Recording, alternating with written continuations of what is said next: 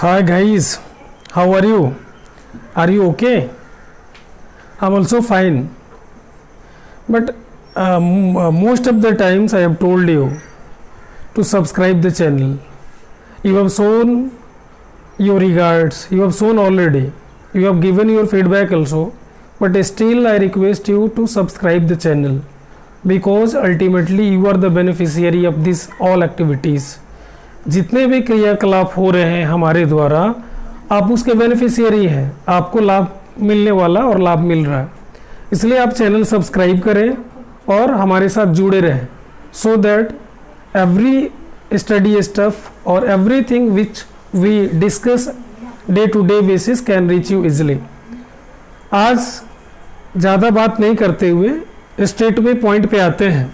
आज हम लोग जो पॉइंट कवर करने जा रहे हैं फैक्टर, और फैक्टर से एचसीएफ के बाद वो सिचुएशन, मतलब किन सिचुएशंस में हम एचसीएफ निकालते हैं, ये हम लोग इसमें पढ़ेंगे। सबसे पहले फैक्टर क्या है इसकी चर्चा करते हैं। आप हिंदी में अपवर्तक सुने होंगे और अपवर्त, फैक्टर का मतलब अपवर्तक ही होता है। अपवर्तक शब्द ऐसे मैं उसका मीनिंग बता रहा हूँ, ऐसे होता क्या एक्सप्लेनेशन मैं अभी आपको समझाऊंगा। जैसे फैक्टर को एग्जाम्पल के तौर पे पहले देखिए, जैसे मान लो आप लिखते हो 2, तो कितने कितने नंबर से डिविजिबल है, तो 1 से और 2 से डिविजिबल है। 3 1 और 3 से डिविजिबल है। 4 1 2 4 से डिविजिबल है। उसी तरह से 5 1 5 से डिविजिबल है। 6 1 2 3 6। अब एक बड़ा सा नंबर हम लेते हैं जैसे 24, तो 1 2 3 4 6 12 एंड 24। तो ये जितने भी नंबर्स आपने देखा 1 2 1 3 1 2 4, they all are the factors of these numbers 2 3 4 5 6 और 24 के। तो फैक्टर से एक बात समझ में आई कि जो नंबर्स इनको एग्जैक्टली डिवाइड कर रहे हैं वो उनके फैक्टर्स कहलाते हैं। जैसे 24 को 1 डिवाइड कर दे रहा है, 2 डिवाइड कर रहा है, 3 डिवाइड कर रहा है, 4 डिवाइड कर रहा है, तो ये 1 2 3 4 6 12 and 24 are the factors of 24। तो अब डेफिनेशंस पार्ट पे अगर हम लोग जाते हैं तो लिख सकते हैं an exact divisor of a number is called its factor. An exact divisor of a number is called its factor, मतलब किसी नंबर का एग्जैक्ट डिवाइजर उसका फैक्टर कहलाता है। ये फैक्टर देखने से आप ये नहीं समझेंगे कि ये क्लास 10 के सिलेबस का है कि नहीं, 9 के सिलेबस का है कि नहीं। ये ऐसा टॉपिक है जो सारे क्लास के सिलेबस को कवर करता है।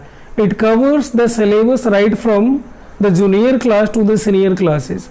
मतलब 5 में भी ये बात है और 10 में भी है। 10 में आपको एचसीएफ हाईएस्ट कॉमन फैक्टर्स जो पहला चैप्टर है, जो यूक्लिड्स डिवीजन लेमा या डिवीजन एल्गोरिथम जिसमें एचसीएफ निकालते हैं, इस फैक्टर से ही आता है। कॉम्पिटिटिव एग्जाम्स में भी इसकी ज़रूरत है। एक बेसिक मैथ्स है जो सबके लिए आवश्यक है, तो आप इसको को रिलेट कर सकते हैं 10 के लिए। You can correlate it. So we were discussing about this factor. We have written all the factors of these 2 3 4 5 6 and 24 and we have come to the conclusion. अब कंक्लूजन में हम लोग ये आ रहे हैं, एक कंक्लूजन ये है कि 1 is a factor of every number. 1 is a factor of every number, मतलब हर नंबर का फैक्टर 1 होगा। जैसे 1 का भी फैक्टर 1 होगा, 2 का भी फैक्टर 1 है, 3 का भी, सबका है। दूसरा कंक्लूजन ये हो सकता है कि highest factor of a number is the number itself. तो दूसरा कंक्लूजन हम ये लिख सकते हैं कि highest factor of a number is the number itself। ये कंक्लूजन कैसे है इसको देखेंगे। जैसे 1 का सबसे बड़ा फैक्टर 2 का सबसे बड़ा फैक्टर 2 है, 3 का सबसे बड़ा फैक्टर 3 है, 4 का सबसे बड़ा फैक्टर 4 है।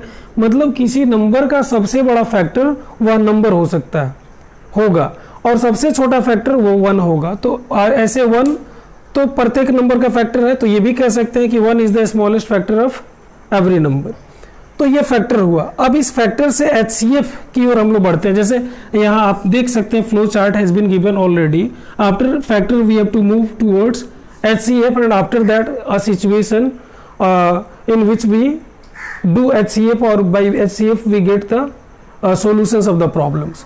So let us come towards the same topic, HCF. HCF का क्या मतलब होता है?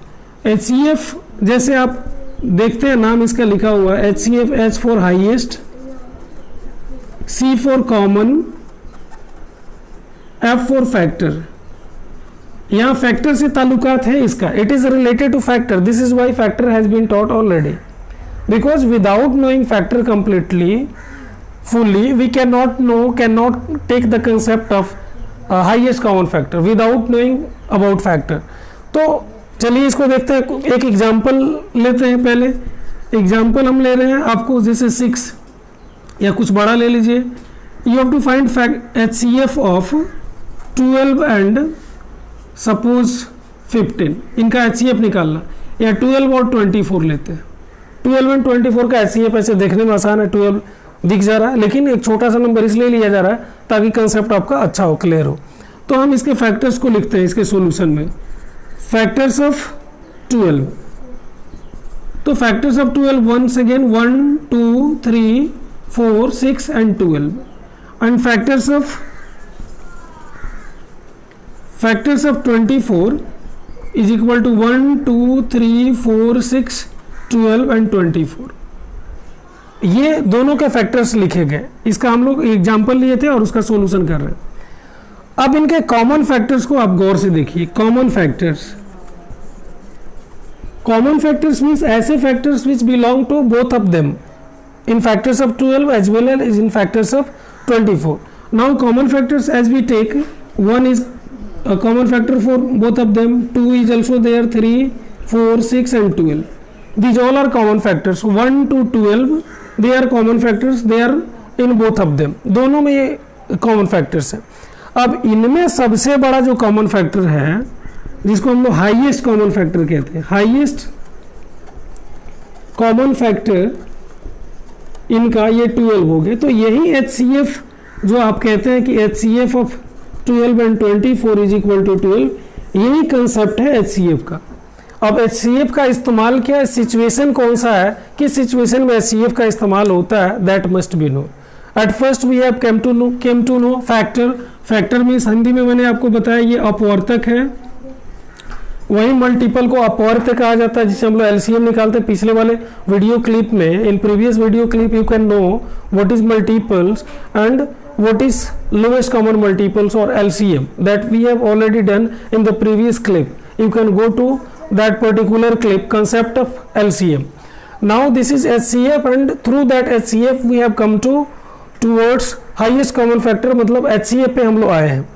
अब HCF कैसे निकालते हैं, इस फैक्टर के आधार पे उसको दिया गया.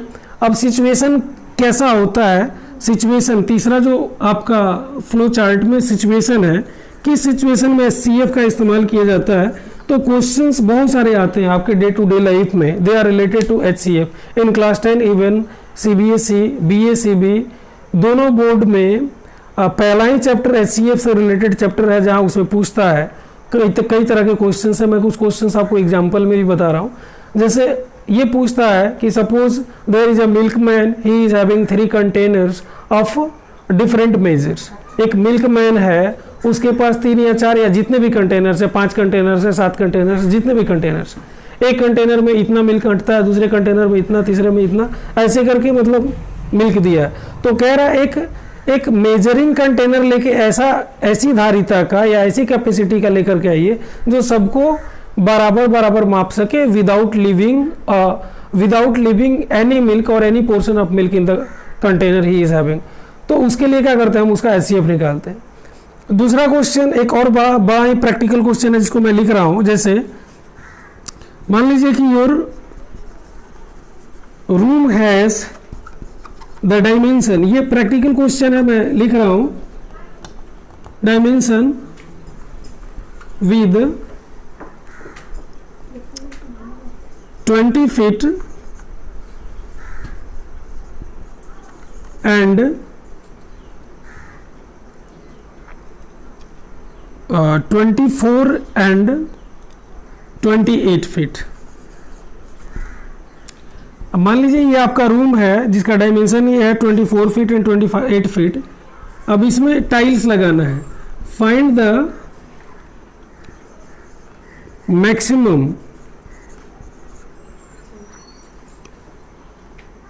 Dimension of A square tiles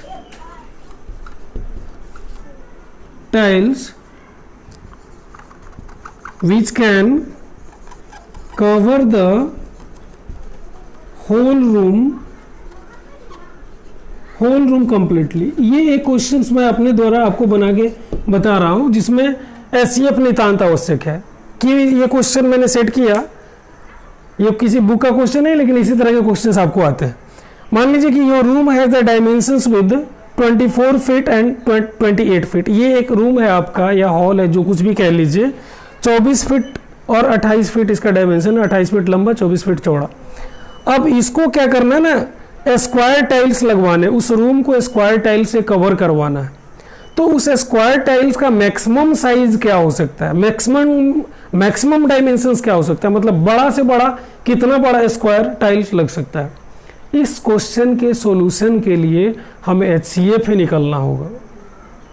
जैसे मैंने कंटेनर का बताया कि मिल्कमैन है, एक कंटेनर में उसका 25 लीटर हटता है, दूसरे में 30 लीटर हटता है, चौथे में 35 लीटर हटता है।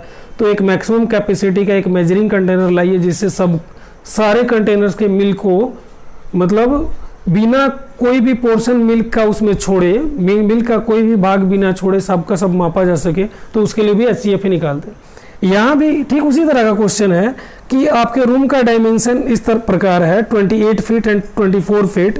आपको उसमें स्क्वायर टाइल्स लगाने हैं, तो स्क्वायर टाइल्स का मैक्सिमम साइज क्या होगा जो रूम को कंप्लीटली कवर कर सके या पूरे रूम में लग सके। तो उसके लिए बस एचसीएफ निकालना है। कैसे देखिए, तो हम बस वही करेंगे। इसके सॉल्यूशन में अगर हम लोग जाते हैं तो एचसीएफ निकालेंगे। एचसीएफ ऑफ 24 एंड 28 निश्चित रूप से दिख रहा है कि मैक्सिमम कॉमन फैक्टर होगा या हाईएस्ट कॉमन फैक्टर होगा 24 एंड 28 का, वो 4 होगा। मतलब 4 फीट लंबा और 4 फीट चौड़ा अगर हम टाइल्स लेते हैं तो आसानी से हम रूम को कवर कर सकते हैं। उसका कोई भी पोर्शन उसमें बचेगा नहीं, छूटेगा नहीं, आसानी से वो रूम कवर हो जाएगा। जैसे ऐसा ये रूम हो गया, सपोज यहाँ रूम हो गया, तो ये 28 है, इधर से 28 है, इधर से 24 है। तो ऐसे 7 को लगेगा, 4 फीट का 7 करके जाएगा 7 टाइल्स, इधर से 7 टाइल्स लगेंगे, और इधर से 4 है तो इधर से 6 टाइल्स लगेंगे। तो इस तरह से 7 टाइल्स इधर से या 6 टाइल्स इधर से, ये 24 है, 6 टाइल्स इधर से और 7 टाइल्स इधर से। तो इस तरह से ये दोनों साइड से कवर हो जाएगा, और इस तरह से you can cover your room or hall or whatever you have to cover, you can cover with that number of tiles। अगर number of tiles भी निकालना है तो इसमें एक स्टेप और बढ़ना है, बस area of that room by area of 1 square। अब एरिया ऑफ रूम, तो ये एरिया ऑफ रूम कैसे निकालेंगे, 28 में 24 से मल्टीप्लाई कर देंगे। इधर स्क्वायर टाइल का एक डायमेंशन 4 है तो 4 × 4 हो जाएगा। By this we can get the number of tiles what are required to cover the whole room. तो this was the question related to SCF students. Once more I am saying you that subscribe the channel so that each and every stuff can reach you easily. That's all.